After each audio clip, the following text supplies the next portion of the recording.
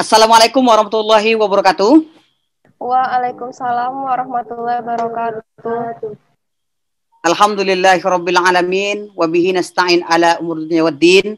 Asyhadu an la ilaha illallah wahdahu la syarikalah wa asyhadu anna sayyidina Muhammadan abduhu wa rasuluh la nabiyya ba'da amma ba'du. Yang saya hormati Bapak Dekan Fakultas Sains Teknologi UIN Sultan Syarif Kasim Riau. Kemudian yang saya hormati pembina atau Dewan Pengarah Predatek, yaitu Ibu Dr. Rice. Kemudian yang juga saya hormati, yang sangat luar biasa, teman saya, sahabat saya, guru saya, suhu saya, yaitu Bapak Mustaqim, dan juga senior saya yang juga narasumber sebelumnya, Bapak Mustafa Esos MIKOM. Dia memang betul-betul praktisi media. Dan tentunya cici, tuan-tuan, puan-puan, jemputan Majelis Predatek yang tidak bisa saya sebutkan satu persatu.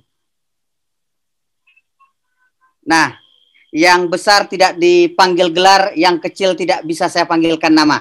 Adik-adik sekalian, adik-adik mahasiswa, sebagai kader intelektual, insan akademis, kata Pak Mustafa tadi, pencipta dan pengabdi, yang Indonesia akan meletakkan masa depan di tangan Anda.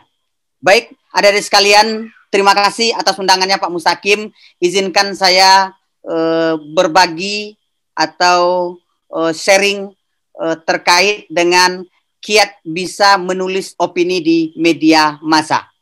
Nah, baik, teman-teman sekalian. Nah, seperti yang disampaikan tadi, saya Asy'ari Abdullah. Saya adalah dosen tetap di Prodi Ilmu Komunikasi, Fakultas Dakwah dan Komunikasi, UIN Sultan Syarif Kasim Riau, sama halnya dengan Bapak Mustafa. Nah, kemudian pertanyaan singkat adalah, mengapa kita harus menulis?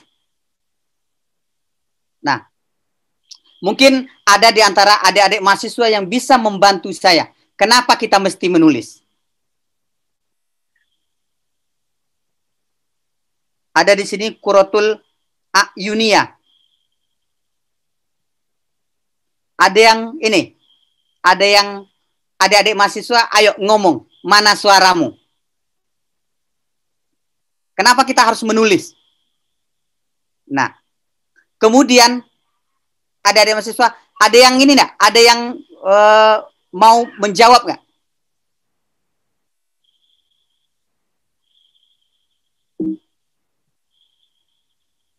Nah,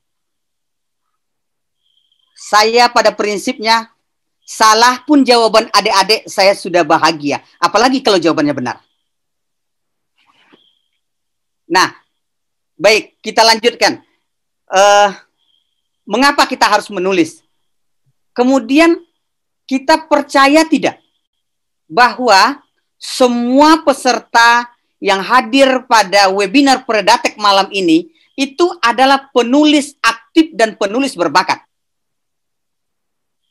Nah, Jenny punya Instagram? Punya?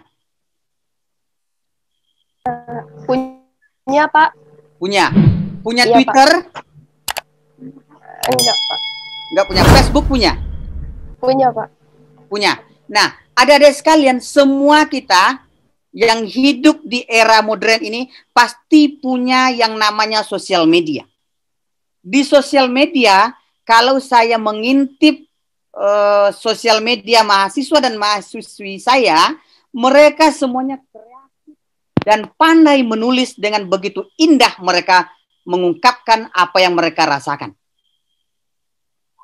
Coba kita bayangkan berapa panjangnya kalimat yang kita tulis untuk sebuah caption foto yang kita posting di Instagram. Kita pikirkan bahasanya baik-baik, kita pikirkan narasinya seindah mungkin. Nah, sadar atau tidak sadar, kita semua ini adalah penulis berbakat. Kita semua adalah penulis produktif. Buktinya satu, coba lihat caption, lihat status di masing-masing sosial media kita. Pasti begitu panjangnya narasi yang sudah kita bangun. Nah, apalagi ditambah dengan situasi kondisi kebatinan, kondisi perasaan, kondisi hati yang lagi berbunga-bunga, tentu ceritanya akan berbunga-bunga. Kalau kondisi hatinya lagi putus cinta, ya tentu nanti narasi-narasi yang dibangun itu penuh dengan air mata Bombay tentunya. Nah, itu adik-adik sudah menulis, kita semua sudah menulis di media massa. Tapi alangkah baiknya potensi yang kita miliki, kemampuan yang kita miliki, kita salurkan di platform yang berbeda, pada tempat yang berbeda, yaitu adalah media massa. Nah, mengapa kita menulis? Nah, adik-adik sekalian, kita menulis itu pertama adalah ingin terkenal.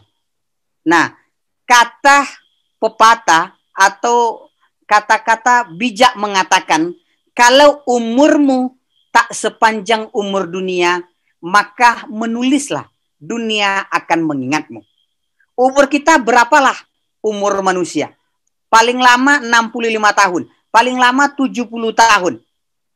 Setelah 70 tahun, kalau kita tidak menulis, kita tidak meninggalkan legacy, kita tidak meninggalkan warisan yang bisa dinikmati, yang bisa dibaca oleh generasi seterusnya, maka nama kita akan lenyap begitu saja.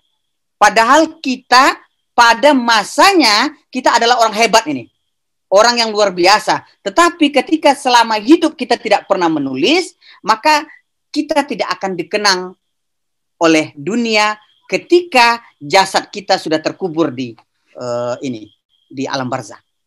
Nah, yang kedua adalah adik-adik sekalian, kita menulis itu kita tidak kita tidak munafik. Kita menulis di media massa itu kita juga berharap honor. Nah, berharap ada uang yang diberikan oleh industri media kepada kita. Nah, berapa besaran honor yang diberikan oleh media itu tergantung kepada masing-masing media. Nah, ada sekalian, kalau kalau Kompas, bisa opini kita itu terbit di koran Kompas, maka kita akan mendapatkan imbalan atau kita diberikan honor, yaitu satu artikel itu adalah 1 juta rupiah untuk pemula. Nah, untuk untuk pemula entry level itu diberikan 1 juta dan itu dikirim via rekening. Tidak perlu kita yang harus datang ke Jakarta, datang ke kantor Kompas, tidak perlu.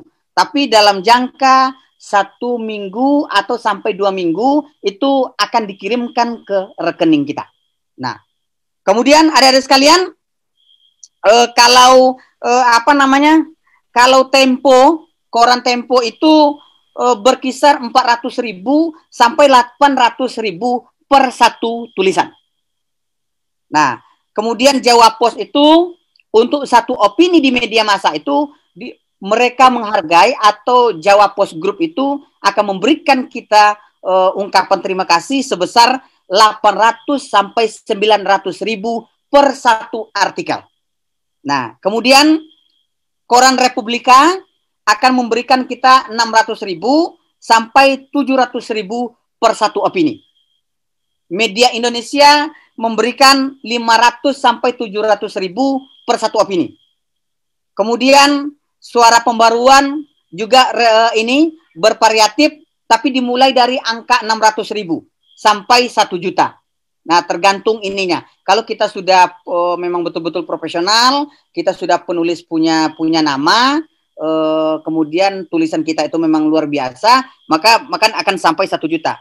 Detik bagaimana? Detik itu untuk satu artikel mereka menghargai 500.000. Coba bayangkan adik-adik mahasiswa, kalau teman-teman mahasiswa bisa berpikir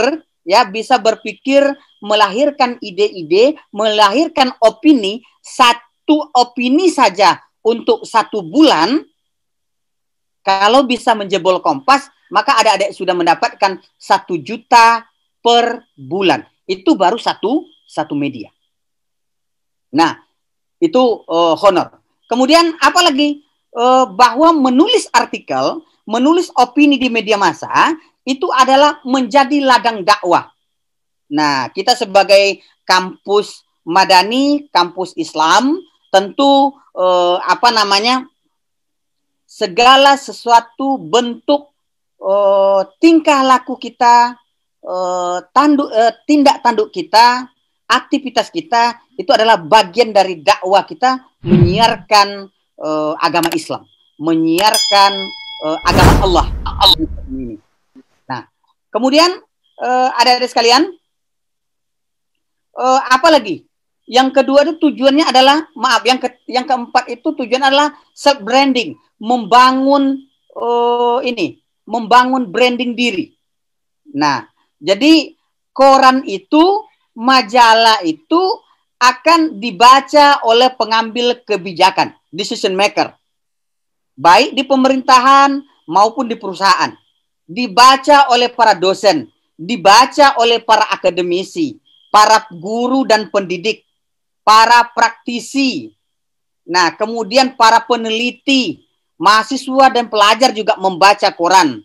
Nah, kelompok intelektual lainnya, kemudian LSM, masyarakat umum, tokoh agama dan lain-lain. Dan jadi koran itu dibaca oleh hampir semua orang. Kalau teman-teman sukses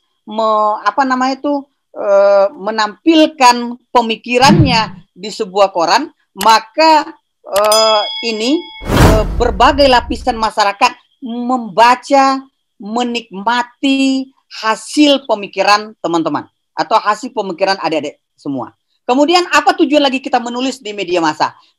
Yang selanjutnya itu adalah menjadi pentas gagasan.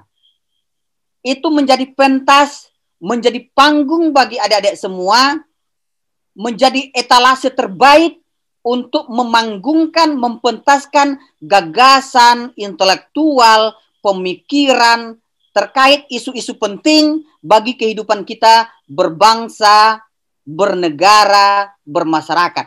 Dan juga tak kalah pentingnya adalah melalui opini media massa, adik-adik semua bisa mengembangkan dialektika pemikiran yang menjadi ciri khas sebagai kader intelektual, sebagai mahasiswa, agen perubahan, agen intelektual, agen of change. Nah, di sini adik-adik semua mengembangkan dialektika pemikiran sehingga akan dibaca oleh semua orang. Nah, kemudian apalagi? Opini ini menjadi wadah kritik dan saran, baik itu kepada pemangku kepentingan, baik itu kepada pemangku jabatan, pemerintah, penyelenggara negara, dan lain-lain. Nah, jadi opini di media massa itu menjadi wadah intellectual exercise, aktualisasi diri, menjadi media untuk berbagi, sumbang saran pemikiran, pengalaman, kemudian juga media yang tepat untuk menyampaikan kritikan yang bersifat konstruktif terhadap pengambilan kebijakan, kemudian menempa diri sebagai pakar pada suatu bidang tertentu, umpamanya adik-adik umpamanya yang ahli di bidang artificial intelligence umpamanya, maka mulailah menulis. Umpamanya apa? Umpamanya ya kita tulis umpamanya kontribusi artificial intelligence di bidang pendidikan umpamanya, atau kontribusi artificial intelligence di bidang ekonomi. Nah, mulailah menulis dulu dari hal-hal yang sederhana. Nah, kemudian mendapatkan rekognisi di kalangan profesi. Nah, ternyata kalau bercerita tentang jurnalistik itu, ya Pak Mustafa sering bercerita tentang jurnalistik. Di Rio Post Pak Mustafa sering mengkritisi fenomena politik hari ini. Nah, orang akan mengenal Pak Mustafa ini sebagai pengkritisi politik, pakar jurnalis dan lain sebagainya. Nah, kemudian adik sekalian, ya ini menjadi panggung bagi kita semua selagi koran itu masih ada, nah selama itu pula kita akan punya panggung. Nah, jadi itulah kenapa kita harus menulis. Kemudian singkat kata, adik-adik sekalian, opini di media massa, ya, opini itu adalah merupakan sikap, pandangan, atau tanggapan, gagasan, buah pemikiran seseorang terhadap suatu fakta dan kebenaran yang bersifat relatif. Nah, jadi intinya adalah opini itu adalah gagasan, sikap, pandangan kita terhadap sebuah fenomena, terhadap sebuah fakta yang terjadi hari ini, yang aktual. Nah, kemudian kita tulis dengan gaya kita, dengan style kita. Nah, apa yang harus kita cantumkan nanti? Nah, makanya nanti di slide selanjutnya akan kita bahas apa yang seharusnya yang kita tulis. Nah, kemudian apa bedanya fakta dengan opini? Nah, fakta itu memiliki data yang akurat. Pada kalimat fakta, data yang terdapat jelas terhadap suatu peristiwa. Tidak hanya akurat, tapi juga tepat. Nah, dalam kalimat data tersebut dapat berupa bilangan statistik, tanggal, waktu kejadian, angka, jumlah, dan lain sebagainya. Kemudian, apalagi fakta itu? Fakta itu bersifat objektif. Dalam kalimat fakta yang tertulis adalah bersifat objektif, di mana pernyataan yang ada di dalamnya bersifat umum dan telah diakui kebenarannya oleh banyak pihak. Nah, kemudian selanjutnya itu adalah faktual, benar-benar terjadi. Dalam kalimat fakta itu memang yang kita narasikan itu adalah memang sesuatu hal yang pernah terjadi. Kemudian kita memaparkan situasi yang benar-benar pernah ada, yang benar-benar nyata. Nah, kemudian sedangkan opini itu mengandung pendapat pribadi atau orang lain. Saya punya opini, Pak Mustafa punya opini, Pak Mustaqim punya opini, Bu Rice punya opini, adik-adik semua punya opini. Kita semua punya opini dalam kerangka pikir kita masing-masing menanggapi sebuah fenomena, menanggapi sebuah kejadian. Itu opini. Kemudian bersifat subjektif, bersifat individualis. Nah, ini saya menulis tentu subjektif saya, menulis dengan cara pandang saya. Kemudian punya kata yang bersifat relatif. Nah, pada kalimat opini cenderung akan ditemukan kata-kata yang bersifat relatif.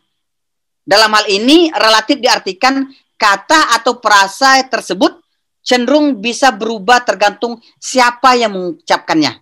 Kata-kata relatif itu kan seperti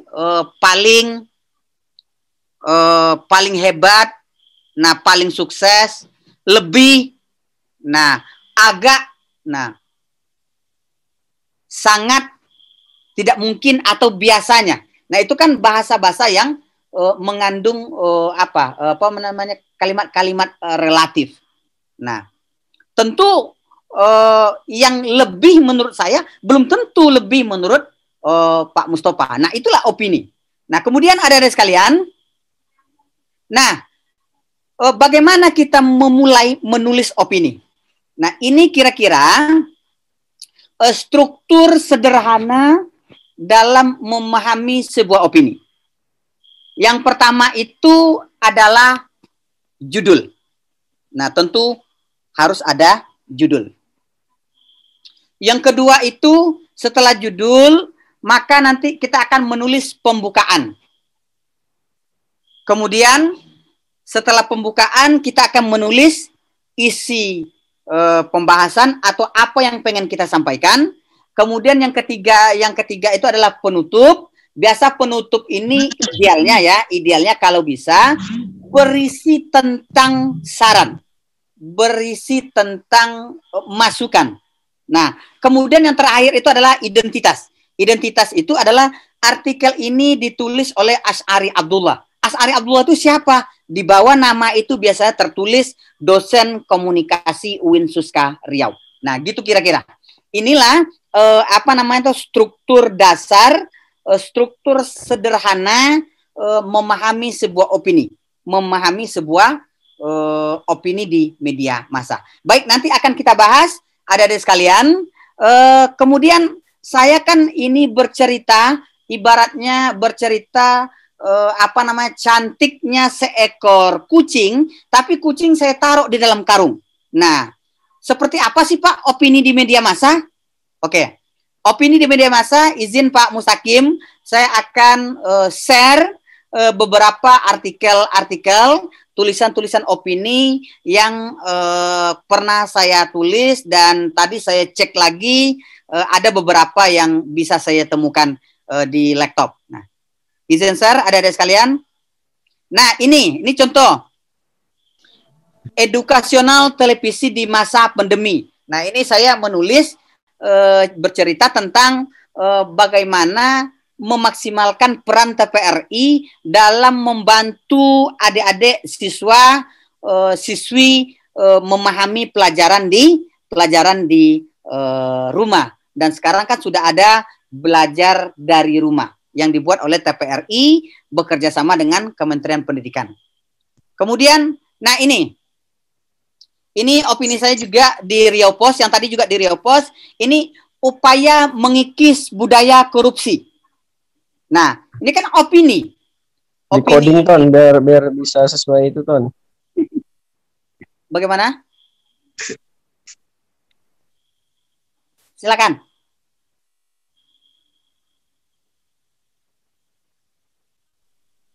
Oke, boleh saya lanjut? Boleh Pak, maaf Pak. Oke, jadi ini tulisan saya yang pernah terbit di Riau Post. Ini waktu saya mahasiswa Magister Komunikasi. Nah, ini tahun, saya lupa nih, tahunnya. Kemudian ada sekalian, ini dia. Islam, Remaja, dan Tradisi Pelentindais. Ini adalah artikel pertama saya yang terbit di Riau Post. Setelah beberapa, ada sekian puluh kali saya ditolak oleh Riau Post, akhirnya yang kesekian puluh kalinya, tapi nggak sampai 50 lah, nggak sampai 50 kali saya kirim, ditolak, kirim, ditolak, kirim, ditolak. Nah, dan inilah adalah apa namanya itu pondasi awal saya menulis artikel di Riau Post. Ini yang pertama, saya ingat betul, ini terbit pada tanggal 14 Februari 2018. Waktu itu saya masih semester 3 di Prodi Komunikasi Fakultas Dakwah dan Komunikasi UIN Sultan Syarif Kanser Riau. Waktu itu saya masih semester 3 S1 di komunikasi. Nah, inilah tulisan pertama saya yang terbit. Nah, Islam, Remaja, dan Tradisi Pelentindais. Saya mengkritisi tentang remaja yang merayakan Pelentindais, dan saya kaitkan bagaimana pandangan agama Islam. Nah, itu contoh. Kemudian, nah ini lagi. Ini 2012, DPR setelah Rok Mini apalagi? Nah, ini di media online. Yang waktu itu di DPR ribut tentang masalah Rok Mini. Jadi kita ini adalah mengkritisi, memberikan masukan, menyampaikan gagasan terhadap fenomena yang terjadi hari ini. Nah, ini lagi. Ini saya tahunnya juga lupa. Ini saya ini masih sudah magister. Sayonara RSBI, orang miskin pun sekolah. Ini RSBI, saya lupa nih kepanjangan RSBI ini, kurikulum kalau nggak salah ini. Nah, ini rintisan sekolah berstandar internasional. Ini waktu itu digagalkan RSBI ini, karena kalau kayak gini hanya orang-orang kaya aja yang bisa sekolah. Nah, ini contohnya. Kemudian, nah ini 15 Maret 2011. Waktu ini saya 1 tahun setelah wisuda S1. Judulnya Resapel Gertakan Sambal. Ini keluar di Riau Pos. Nah, oh ya, untuk di Riau Pos biasanya honor mereka memberikan 150.000 per satu artikel. Nah, kalau bisa artikel 2 sebulan kan lumayan. Kemudian, nah ini yang terbaru 2020, merawat kedaulatan Natuna. Nah ini saya sudah berada pada dosen komunikasi UIN Sultan Syarif Kasim Riau. Merawat kedaulatan Natuna ini adalah ketika panasnya kemarin pembahasan Laut Cina Selatan itu diklaim oleh Republik Rakyat China. Nah ini kita buat merawat kedaulatan Natuna. Ini juga di Riau Pos. Ini adalah terbit ketika awal Ramadan tahun lalu. Nah, ini saya tulis adalah menyambut bulan Ramadan. Jadi ini saya tulis mengembalikan Hita Balimau Kasai. Nah, ini menyambut Ramadan. Kemudian ini 2010, waktu itu ya ini saya juga masih status mahasiswa di komunikasi. Judulnya adalah Menjadi Musuh di Negeri Sendiri. Nah, menjadi musuh di negeri sendiri. Nah, ini juga ini keluar di Riau Mandiri. Kalau sekarang Haluan Riau. Kemudian ini di 2010. Saya tulis di 2010. Ini bertepatan dengan Hari Pendidikan Nasional. Saya menulisnya dengan judul Globalisasi dan Eksistensi Pendidikan Islam. Nah, kemudian adik-adik sekalian, nah ini saya tulis di 2013. Waktu itu saya ketika kerja di Kepri, saya tulis di Tanjung Pinang Pos. PNPM memanusiakan manusia. Nah, kemudian, nah ini Pak Mustaqim atau Bu Rice, ya, saya pernah menulis ini, yang miskin dilarang PNS. Nah, dulu fenomena yang terjadi, saya dulu 2011 ikut tes CPNS. Nah, kemudian fenomena yang terjadi waktu itu kan masih disinyalir ya, disinyalir masih banyak praktek sogok menyogok untuk masuk PNS kala itu. Nah, dia itu kan ibarat kentut itu. Dia tercium tapi tidak bisa kita buktikan. Nah, jadi maka saya pernah menulis itu adalah yang miskin dilarang PNS. Nah, kemudian saya juga ini yang miskin dilarang PNS ini di Metro Riau 2011. Kemudian ini di Metro Riau juga 2012 UN, ujian nasional menakutkan. Nah, ini masalah ujian nasional di level SMA dan SMP. Kemudian, nah ini kalau saya nggak salah tanggal 6 Februari. Ini di Koran Riau atau Metro Riau ini. Refleksi 61 tahun Kampar membangun. Nah, ini adalah bertepatan hari itu adalah bertepatan hari ulang tahunnya Kabupaten Kampar, di mana tempat saya dilahirkan. Kemudian, nah ini di Metro Riau, judulnya Lain Sahrini, Lain Lagi Sarmini. Nah, ini saya mengkritisi adalah salah satu ada seorang nenek di salah satu kecamatan di di salah satu kecamatan di Kota Pekanbaru. Waktu itu nenek ini mau mengurus KTP, tapi sudah terlambat. Akhirnya ada ditawarkan waktu itu kalau nggak salah akhirnya nenek ini harus membayar. Pokoknya intinya nenek itu harus membayar waktu itu. Nah, nenek itu menangis, dia tidak punya uang untuk membayar. Nah, jadi nenek itu menangis. dia tidak ada punya uang untuk membayar. Apakah dia kena denda atau saya lupa ini. Saya belum sempat membaca semuanya. Jadi nama nenek ini Sarmini. Nama nenek ini Sarmini. Nenek ini menangis karena tidak ada uang untuk membayar denda. Kemudian hari ini isunya yang terhangat itu di media waktu itu adalah Sarmini. Kemudian besok pagi keluar dicek dan recheck. Cek dan recheck, kemudian kabar-kabari, kemudian Insight Pagi, kemudian Silet, keluar beritanya, berita selebritis itu, Syahrini menangis. Wah, Sarmini menangis, Syahrini menangis.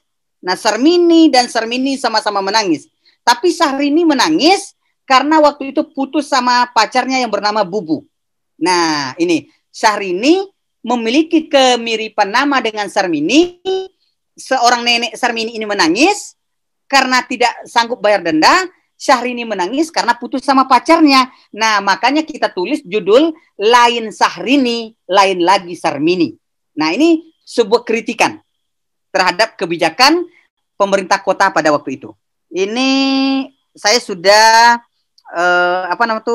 mahasiswa magister waktu itu. Nah, ini Metro Riau. Ini adalah justice kolaborator untuk sang koruptor. Nah, ini bagaimana nanti kita akan bercerita bagaimana cara membuat judul yang menarik, ya. Jadi ini saya membangun itu adalah ujungnya adalah tor, justice kolaborator untuk sang koruptor. Nah, ini di Metro Riau. Kemudian, nah ini dari sekalian. Ini di 2011, tepat pada tanggal 3 Januari 2011. Saya menulis tentang filosofis trompet. Nah, ini sebetulnya saya pengennya itu terbit di tanggal 31 Desember 2010. Tapi ternyata nggak bisa waktu itu. Saya bercerita tentang trompet yang ditiup oleh anak-anak muda waktu malam tahun pergantian malam tahun baru itu ternyata tidak sesuai dengan nilai-nilai kita sebagai seorang muslim dan muslimah. Nah, di sini saya bercerita tentang filosofis trompet agar semua orang tahu. Kemudian ini sayonara RSBI orang miskin. Oke, ini sudah tadi. Nah, ini juga di 2010 anak Indonesia belajar untuk masa depan. Ini bertepatan pada Hari Anak Nasional. Saya tulis ini. Nah, kemudian adik-adik sekalian, waktu dulu pernah kita digegerkan oleh mega skandal kasus korupsi yang dilakoni oleh seorang pegawai negeri di kantor di Kementerian di kantor pajak. Yaitu yang namanya selalu abadi. Kalau orang bercerita korupsi, pasti orang bercerita Gayus. Nah, yaitu adalah Gayus Tambunan. Nah, jadi ada sekalian, Andaiku Gayus Tambunan ini adalah judul lagu yang waktu itu sempat populer. Andaiku Gayus Tambunan. Nah, maka judul itu kita jadikan sebagai judul artikel kita. Nah, kemudian ada sekalian, ini waktu 2010. Ini saya baru selesai kuliah. Karena saya wisuda bulan Juli waktu itu. Ini 2 Agustus wisuda S1 maksudnya. Saya menulis DPR bangun, hari sudah siang. Ini kita bercerita tentang mengkritisi DPR ini tuan-tuan anggota DPR yang terhormat yang berada di rumah rakyat yang mewah, yang mega, digaji dengan uang rakyat yang luar biasa. Kalian ngapain aja sih? Apa yang kalian kerjakan? Nah, ini kita mengkritisi. DPR bangun, hari sudah siang. Mohon maaf, Pak. Ya. Mohon maaf, Pak. Waktu kita telah habis, Pak. Kita telah habis, Pak. Iya, Pak. Mengingatkan kembali waktunya telah habis, Pak. Baik, ya baik. Adik-adik mahasiswa, sebetulnya kalau bisa saya minta 5 menit lagi, adik sekalian, saya akan menjelaskan cara melahirkan ide dan bagaimana cara menulis. Nah, jadi bagaimana Ibu moderator? Karena apa yang sampaikan tadi itu belum sampai kepada inti dari apa yang ingin saya sampaikan. Baik Pak, boleh silakan Pak diberikan waktu 5 menit lagi Pak. Baik, adik sekalian, bagaimana melahirkan ide, yaitu adalah agenda rutinitas. Apa agenda rutinitas? Pelantikan gubernur, pelantikan bupati, pelantikan rektor, nah pelantikan presiden itu agenda rutinitas. Atau tanggal 1 Januari, hari pendidikan, hari anti korupsi, hari anti hari narkoba sedunia, hari anak sedunia, hari perempuan, hari ayah, hari ibu, hari pahlawan. Nah, itu semuanya dicatat, cari di kalender, itu dicari ide yang bagus. Itu mencari ide. Kemudian isu di media massa. Apa isu yang hangat di media massa? Kalau hari ini isu yang hangat adalah KLB, Kongres Luar Biasa Demokrat. Apa yang bisa kita tulis di situ? Nah, kemudian yang kita cari itu adalah cari melahirkan ide adalah apa yang trending topik di sosial media. Jadi agenda rutin, isu di media massa, dan trending topik. Kemudian judul. Nah, judul itu melahirkan judul, ada sekalian, judul itu harus seksi, harus menarik. Jadi tidak maksimal itu 6 kalimat. Kalau bisa itu di 3 kalimat atau 6 kata. Nah, kalau bisa di 3 kata alangkah lebih baik. Kalau bisa 2 kata tentu lebih baik. Contohnya diksi berirama tadi itu haru biru partai segitiga biru. Nah, atau gejala amnesia Pancasila. Nah, wajah ganda dana desa. Nah, itu berirama. Atau justice kolaborator untuk sang koruptor. Itu diksinya berirama. Kemudian ada lagi mengkontradiktifkan, mengadu tentang positif dan negatif. Apa contohnya? Bisnis hitam partai putih. Ini ketika PKS dulu kena kasus. Nah, jadi Tempo pernah menulis bisnis hitam partai putih. Nah, atau umpamanya jalan gratis untuk jurnal berbayar. Nah, jadi itu bukan positif atau mensandingkan 2 kalimat. Nah, jadi gitu. Kemudian itu cara ide judul. Kemudian bagaimana cara mencari ide judul? Carilah judul dari judul-judul iklan. Nah, judul iklan pendidikan mahal, tanya kenapa. Nah, itu contoh. Atau pemimpin gempa gempita. Atau Ponari Sweet. Nah, sebetulnya ini bisa sejelaskan, cuman karena kita terbatas waktu. Ponari Sweet ini kan identik dengan Pocari Sweet, ya. Kemudian kita ambil dari judul film. Contohnya Pemimpin yang Tertukar. Nah, ini Pemimpin yang Tertukar, ini diambil dari judul Putri yang Tertukar. Kemudian apa judul ini? Pudarnya Pesona Gubernur Kita. Ini diambil dari judul novel Pudarnya Pesona Cleopatra. Kemudian ada lagi ayat-ayat politik. Ini juga selewengkan dari ayat-ayat cinta.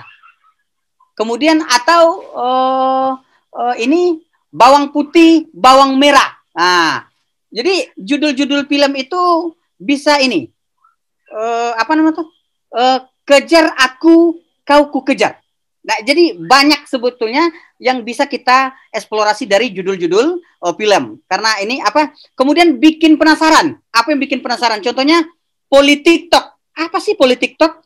Ternyata Politiktok itu adalah sebuah akronim yang menceritakan tentang para politisi menggunakan TikTok sebagai media kampanyenya. Kemudian apalagi siasat baru pemakzulan presiden. Nah, kemudian kiblat baru industri musik Indonesia. Kalau bahasa-bahasa umum yang agak menggemaskan itu adalah merawat demokrasi kita, kemudian mengokohkan idealisme mahasiswa, membumikan Al-Quran pada remaja. Nah, kemudian pembukaan, ini adik-adik sekalian, kita masuk kepada pembukaan. Pembukaan itu bukalah dengan kalimat yang semenarik mungkin. Contohnya Corona kampus dan mahasiswa, itu judul umpamanya ya, Corona kampus dan mahasiswa. Mulailah membuka itu dengan kalimat pasca tanggal 2 Maret 2020 Sekjen WHO menetapkan bahwa corona menjadi pandemik. Setelah itu negara mulai kocar-kacir, maka berdampak kepada sistem politik, berdampak kepada pendidikan, berdampak kepada ekonomi. Nah, mulailah cerita seperti itu. Tapi jangan lupa cantumkan itu referensi, dibuat dalam bentuk body note aja. Umpamanya Kompas, 2020. Nah, gitu aja. Nah, pembukaan. Kemudian berceritalah adik-adik di situ tentang isi.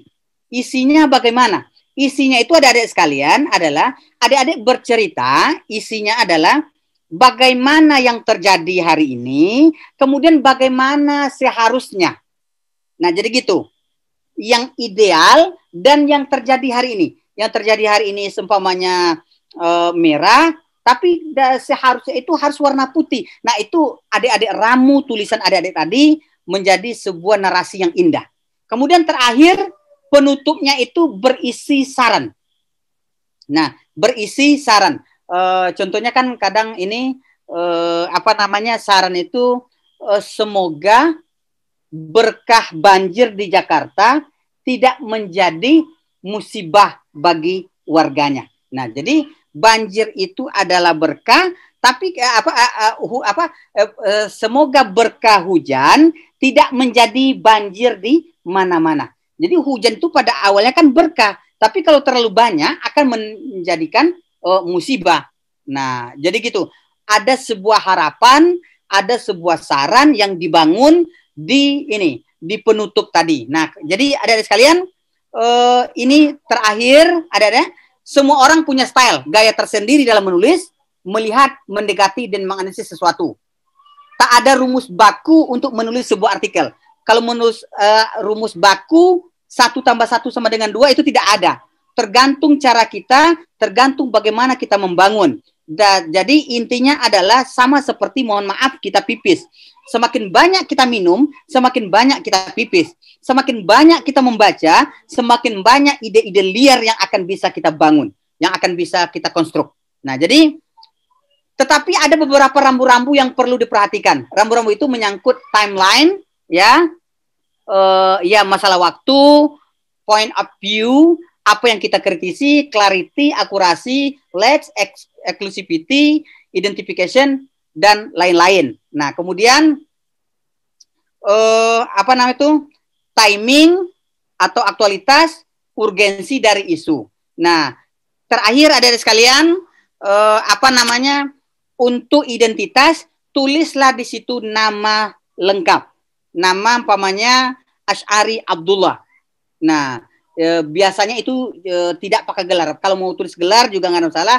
Mau ditulis, mau tidak tulis juga tidak ada masalah. Dan tulis di bawahnya itu posisinya apa? Posisinya umpamanya mustaqim.